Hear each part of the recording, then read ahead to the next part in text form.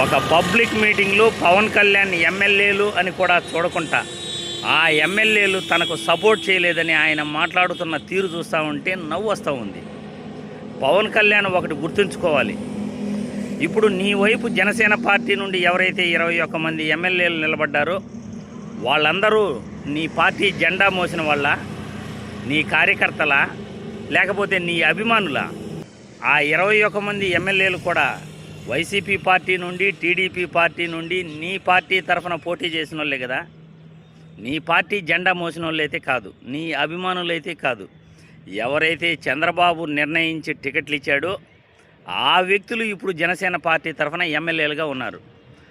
వాళ్ళు కోట్లు party fund ఇచ్చి ఎమ్మెల్యేలుగా నిలబడి అధికారంలోకి వచ్చిన తర్వాత నిన్నెందుకు సపోర్ట్ చేస్తారు పవన్ కళ్యాణ్ గారు?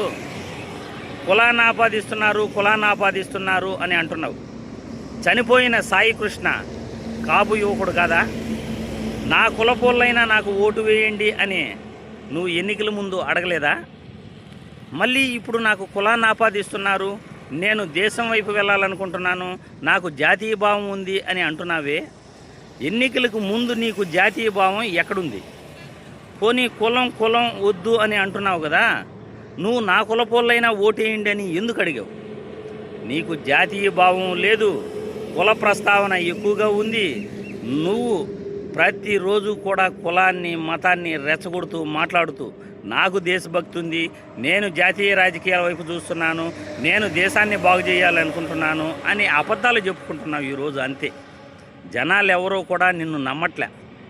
జనాలు ఎవరూ కూడా పవన్ కళ్యాణ్ నిజాయితీగా మాట్లాడతారు అని ఎవరూ అనుకోవట్లేదు. ఈరోజు పవన్ కళ్యాణ్ ఏం మాట్లాడుతున్నాడో అది ఆయన స్వార్థ ప్రయోజనాల కోసం మాట్లాడుతున్నాడు తప్ప ప్రజల కోసం ఆయన ఈరోజు పోరాడింది లేదు, ప్రజల తరఫున ఆయన ఈరోజు ఉద్యమం చేసింది లేదు, ప్రజల తరఫున ఆయన ఈరోజు నిలబడింది లేదు.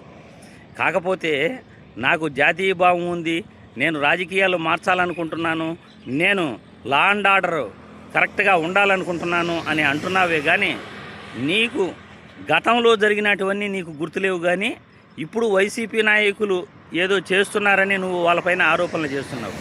మేకప్ గురించి నువ్వు మాట్లాడుతున్నావు. గతంలో ఇదే చింతమనేని ప్రభాకర్ విడుదల రజనీ గారిని మంత్రిగా ఉన్నప్పుడు ఆ మేకప్ గురించి ఏం మాట్లాడాడో నీకు గుర్తులేదా?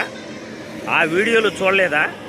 అంటే మీ పార్టీ వాళ్ళు, మీ కూటమి నాయకులు మాట్లాడితే తప్పు లేదు, కానీ వైసీపీ నాయకులు ఏదైనా మాట్లాడితే దాన్ని తప్పు పడతావు.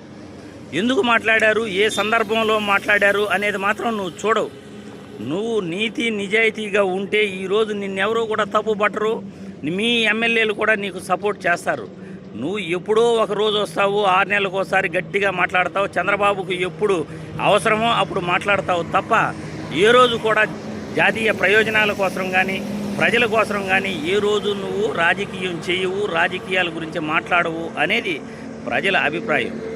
మరి నీకు నువ్వు గొప్పగా చెప్పుకోవటంలో నీకు ఆనందం ఉంటుందే కానీ ప్రజలు ఎవరూ కూడా నిన్ను ఒక గొప్ప రాజకీయ నాయకుడు, ప్రజలపైన ప్రేమన్న నాయకుడు, మంచి చేసే నాయకుడు అని ఎవరూ కూడా అనుకోవట్లేదు. నువ్వు ఇచ్చిన ఎన్నికల హామీలే ఒక్కడ కూడా ఇప్పటికీ నిలబెట్టలేదు.